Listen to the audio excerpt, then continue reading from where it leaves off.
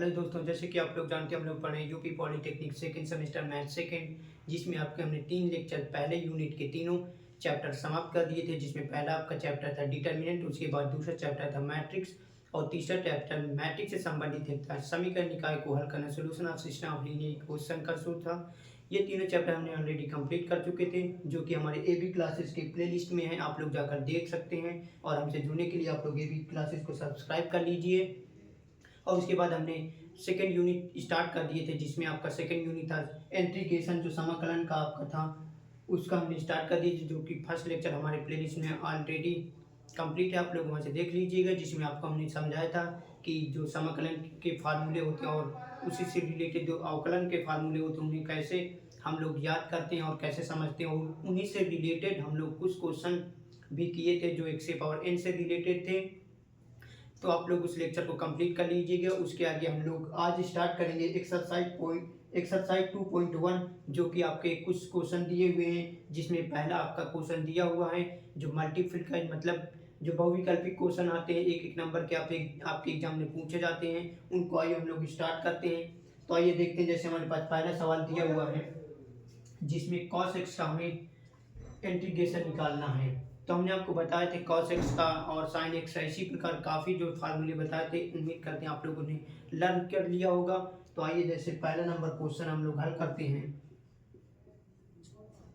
जैसे पहला हमारे पास क्वेश्चन है, तो इसे हम लोग लिखेंगे I बराबर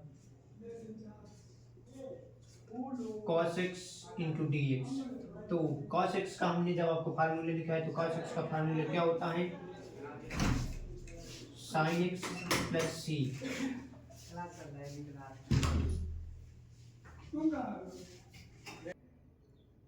सॉरी दोस्तों, लाइट चली गई थी। जैसे कि आपको हमने बताया cos x का समाकलन होगा sin x प्लस सी, तो इसे हम लोग इसका समाकलन sin x प्लस सी लिखेंगे। तो आप लोग पहला सवाल इस प्रकार हल कर सकते हो। और जैसे दूसरा नंबर सवाल है, क्वेश्चन नंबर सेकेंड है, जिसे हम लोग लिखेंगे I बराबर e की power x into D x. तो आपको हमने फार्मूले बताए थे, e की power x into D x का जो फार्मूला होता है वो e की पावर x प्लस सी होता है। तो आप लोग इसका इंटीग्रेशन इस प्रकार करेंगे। इसी प्रकार जो आपका ये 3 नंबर है, इसमें भी 1/x का जो आपका इंटीग्रेशन होता है 1/x का, सॉरी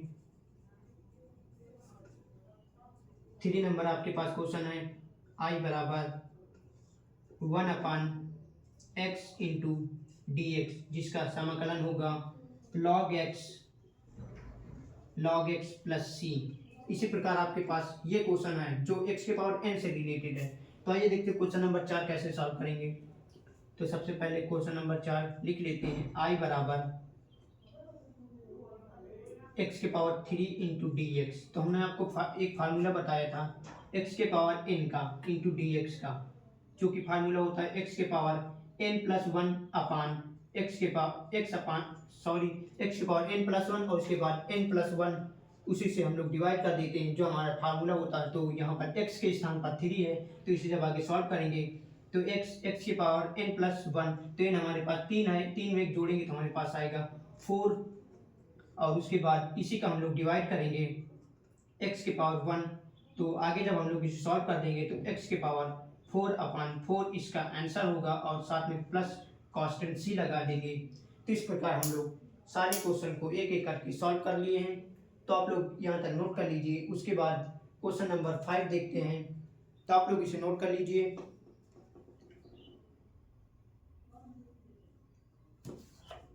और इसके बाद देखते हैं क्वेश्चन नंबर 5, आप लोग इन्हें नोट कर लीजिए। अब देखते हैं क्वेश्चन नंबर 5।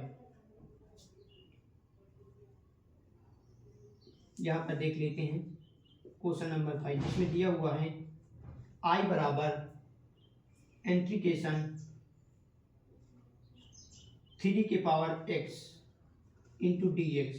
तो हमने आपको एक फार्मूला बताया था a के power x into D x का, जो कि होता है आपका a के power x upon log e a। ये फार्मूला होता था जो आपको हमने पिछले लेक्चर में बताए थे। तो इस फार्मूले से हम लोग इसे सॉल्व करेंगे, प्लस c भी होता है। तो इसे जब आगे सॉल्व करेंगे, देखिए ए के स्थान पर है 3 और एक्स के स्थान पर x है, तो 3 के पावर x अपान लॉग बेस ई, ए हमारे पास कितना है 3, तो और प्लस सी। इस प्रकार हमने 5 नंबर जो आपके बहुविकल्पी क्वेश्चन दिए हैं, आपको एक एक क्वेश्चन हमने समझाए और आप लोगों जो फार्मूले हमने आप दिए थे उन्हें ऑलरेडी आप कंप्लीट कर चुके होंगे, तो आपको इन सवालों में कोई परेशानी नहीं होगी, तो आप लोग इन्हें नोट कर लीजिए। इसके आगे हम लोग आगे क्वेश्चन देखते हैं।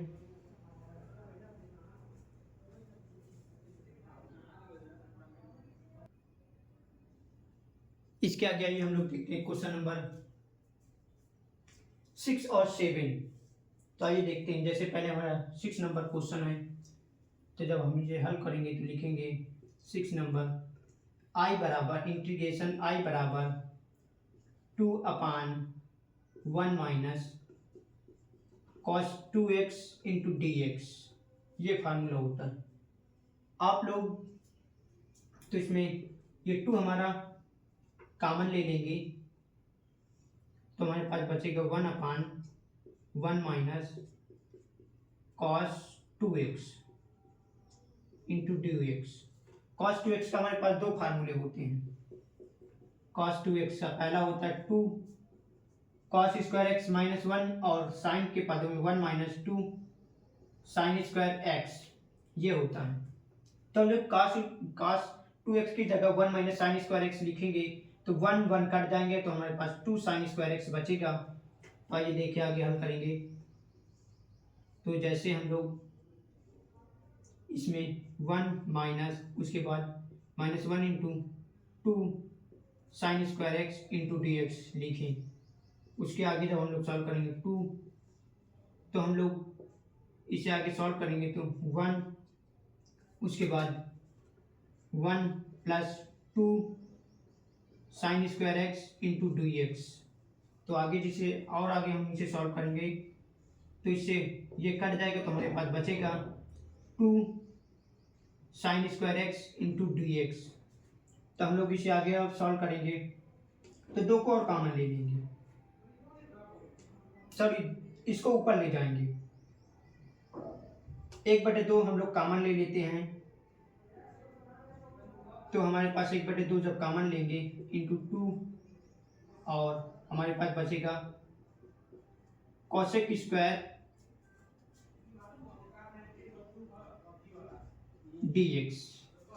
तो ये से ये आपस में कट जाएगा, तो कोसेक स्क्वायर एक्स का हमारे पास फार्मूला होता है माइनस कॉट एक्स। तो हम लोग इसे आगे सॉल्व करेंगे माइनस कॉट एक्स प्लस सी। तो इस प्रकार हम लोग क्वेश्चन नंबर 6 हल कर दिए। आप लोग इसे सॉल्व कर नोट कर लीजिए। इसके आगे हम लोग देखते हैं क्वेश्चन नंबर 8।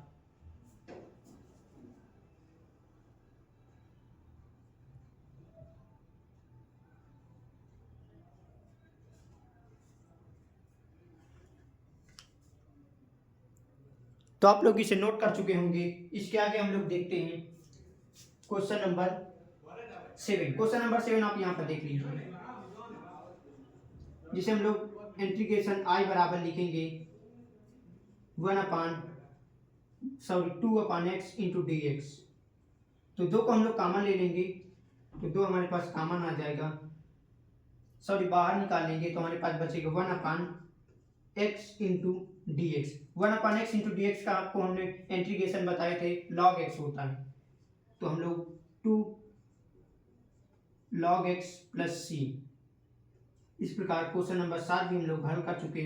आप लोग ये दोनों क्वेश्चन नोट कर लीजिए। इसके आगे हम लोग आगे क्वेश्चन देखते हैं।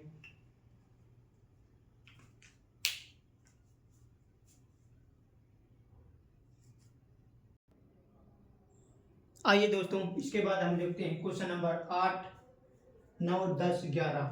आइए देखते हैं इन सवालों को कैसे हम लोग सॉल्व करेंगे। तो सबसे पहले हम देखते हैं question number 8। Question number in चारों सवालों में क्वेश्चन नंबर 8 और 9 हम 8 और 11 आपको बता दे रहे हैं, और ये 2 क्वेश्चन आपके लिए होमवर्क होंगे। तो आप लोग इन दोनों सवालों को हल करिएगा। अगर इन दोनों सवालों को हल करने में कोई प्रॉब्लम होगी तो आप लोग कमेंट्स करके ज़रूर बताइएगा, और फिर हम आपको इन दोनों सवालों को बता देंगे। तो आप लोग इन दोनों को HW के लिए रखिएगा। और ये दोनों हम आपको क्वेश्चन बता दे रहे हैं। तो जैसे हमारे पास क्वेश्चन नंबर 8 है, जिसे हम लोग इंटीग्रेशन लिखेंगे 1/√3 के पावर x² इंटू dx, ये है। तो इसमें देखिए √3 का मतलब होता है 1/3। किसी की पावर जो √3 लिखा होता है उसका मतलब 1/3 होता है। तो हम लोग इसे जब सॉल्व करेंगे तो हम लोग इसे इस प्रकार लिख सकते हैं 1/x², जो √3 है इसको हम लोग लिख सकते हैं इंटू 1/√3 इंटू dx। तो हम लोग इसे आगे सॉल्व करेंगे तो हमारे पास जो पावर हो जाएगी वो हो जाएगी x के पावर 2/3 इंटू dx।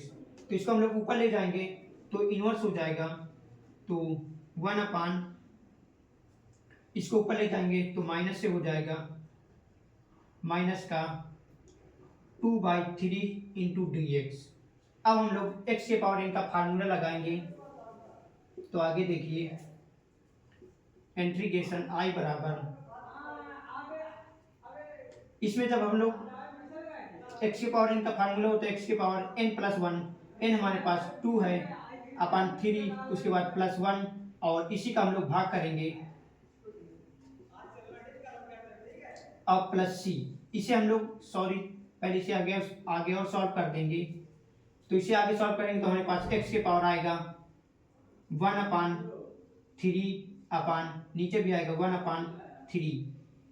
तो I बराबर x की पावर 1/3 और ये 3 ऊपर चला जाएगा तो हमारे पास ये हो जाएगा और इंटू +c। तो हम लोग इस प्रकार क्वेश्चन नंबर 8 को सॉल्व कर चुके हैं। तो आप लोग इसे नोट कर लीजिए। इसके बाद हम लोग क्वेश्चन नंबर आपको 11 बताते हैं।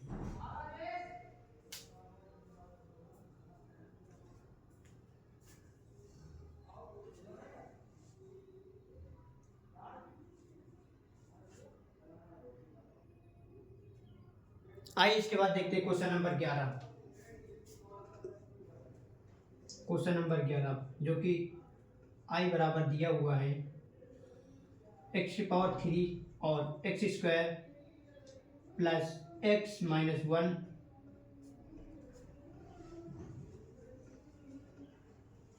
अपान x-1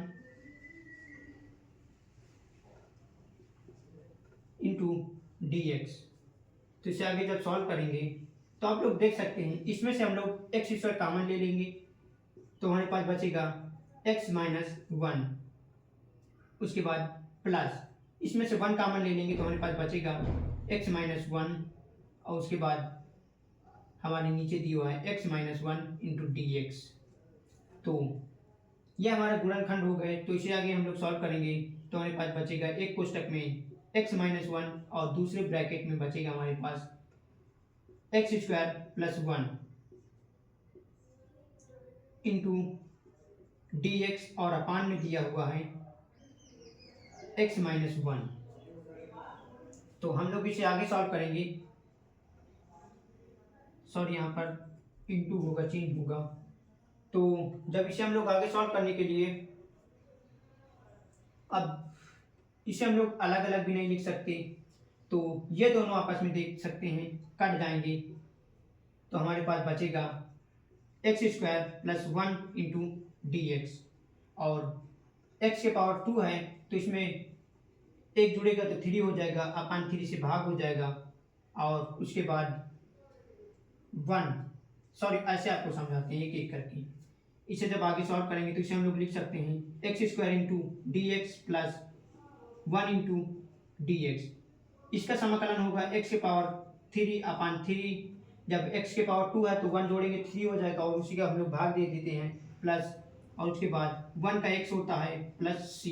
इस प्रकार क्वेश्चन नंबर 11 भी हम आपको समझा दिए, आप लोग इसे नोट कर लीजिए। इसके आगे हम लोग देखते हैं आगे क्वेश्चन।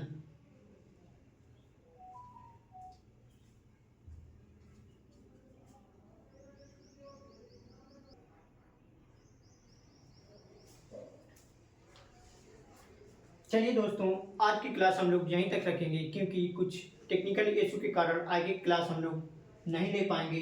तो आप लोग ये जो प्रश्नावली 2.1 है, इसके जो सारे पहला लेक्चर था उसमें फार्मूले आपको बताए थे, उनको भी एक बार आप लोग रिवाइज कर लीजिए। और उसके बाद हमने जो बहुविकल्पी के आपके क्वेश्चन पूछे जाते हैं एक एक नंबर वाले, हमने आपको सारे क्वेश्चन बता दिए जो कि आपके एशियन के बुक से एशियन की बुक से हम लोग आपको पढ़ा रहे हैं। तो आप लोग इन्हें सॉल्व कर लीजिए और इसके आगे जो भी क्वेश्चन दिए होंगे 2-4 उनको भी आप लोग हल कर लीजिएगा। और अगली क्लास में हम लोग स्टार्ट करेंगे जो आपके लॉन्ग क्वेश्चन हैं उन्हें कैसे सॉल्व करेंगे। और अगली क्लास में हम पूरी तरीके से ये चैप्टर समाकलन का समाप्त कर देंगे। तो आप लोग तब तक के लिए इन्हें कंप्लीट कर लीजिए और तब तक के लिए धन्यवाद।